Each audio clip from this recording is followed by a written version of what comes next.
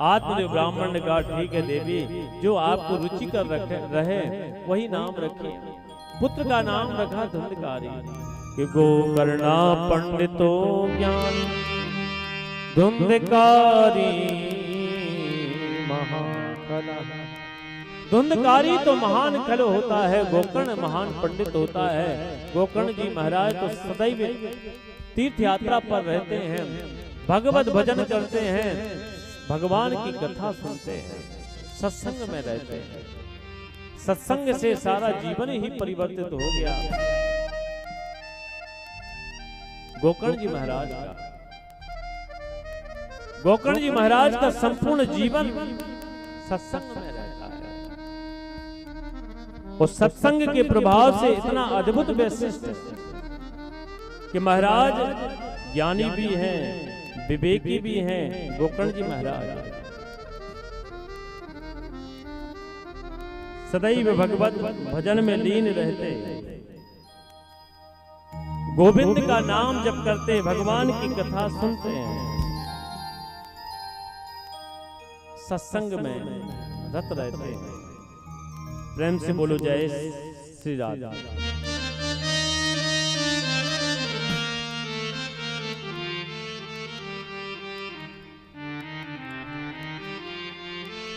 सत्संग में सत्य का संग, हमेशा प्रभु के संग में ही रहते हैं।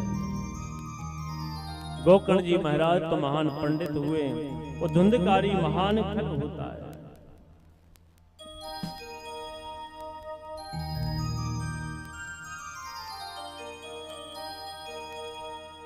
अब धुंधकारी घर में आता है। अब पहले तो छोटे बच्चों के साथ में चिंगों से खेलता है। अब चिंगों से खेलते खेलते धीरे धीरे जुआ खेलने लगा। जुआ में पैसे हार जाता है, और पैसे घर में यदि माँ देती है, धुंधली देती है, 4-6 बार तो धुंधली ने पैसे दिए, तो धुंधली से पैसा मांग कर भी ले जाता है, और फिर कभी कभी हार जाता है तो चोरी से भी लेकर घर से जाता है पैसे। पिता मना करते हैं तो पिता को डराता धमकाता है, और पैसे हार जाता है जुए में पैसे हारता है तो कभी कभी मदिरा का सेवन करता है, मदिरा के साथ साथ मांस का भक्षण करने लगा। अब जिन घरों में महाराज ठाकुर जी की सेवा करते थे, उन घरों में देखा कि मांस के टुकड़े और शराब की बोतल रखी हुई हैं। आत्मदेव मना करते हैं, डांटते हैं, तो उल्टा लड़ने को तैयार हो जाता है। पुत्र के दुर्व्यवहार से बड़े दुखी रहने लगे महाराज।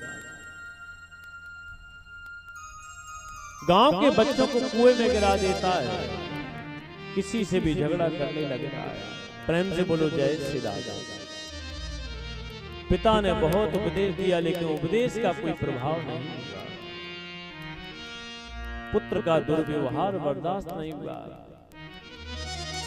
जब मारने की धमकी देने लगता है तो आत्मदेव निराश उदास अपने कक्ष में विराजमान थे कि न जाने ऐसे पुत्र से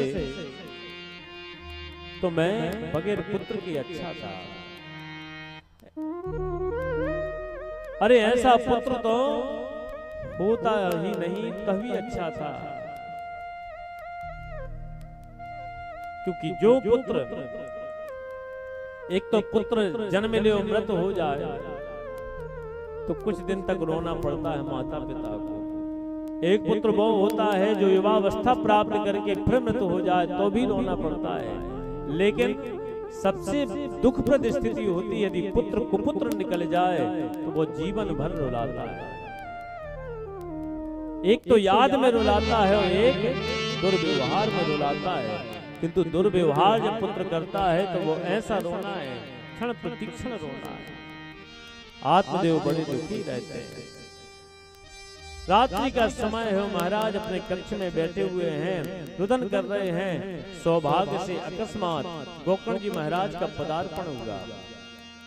गोकर्ण जी महाराज आते हैं। गोकर्ण जी महाराज ने पूछा, पिताजी क्या बात है,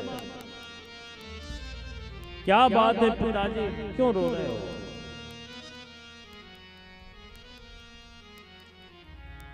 क्यों रुदन कर रहे हो, बात क्या है? जैसे जब कोई अपना आदमी अपना दुख पूछता है तो रोने का मन नहीं, आंसू आते तो अपने को देख करके, आत्मीय जनों को देख करके आंसू गिरने ही लगते हैं। तुरंत लिपट कर रोने लगे आत्मदेव महाराज। क्या करूं बेटा, तेरे भाई ने मेरा जीना हराम कर दिया है। जिन घरों में मैं ठाकुर जी की सेवा पूजा किया करता था, आज देखो वहां शराब की बोतल और मांस के टुकड़े पड़े हुए। मैं तो वैष्णव हूं और वैष्णवों के घर में तो ये अभिशाप है, इससे बड़ा दुख क्या हो सकता है।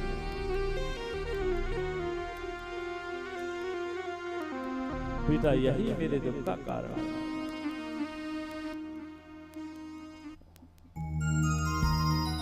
यही मेरे दुख का कारण है कि तेरे भाई ने मेरा जीना हराम कर दिया है।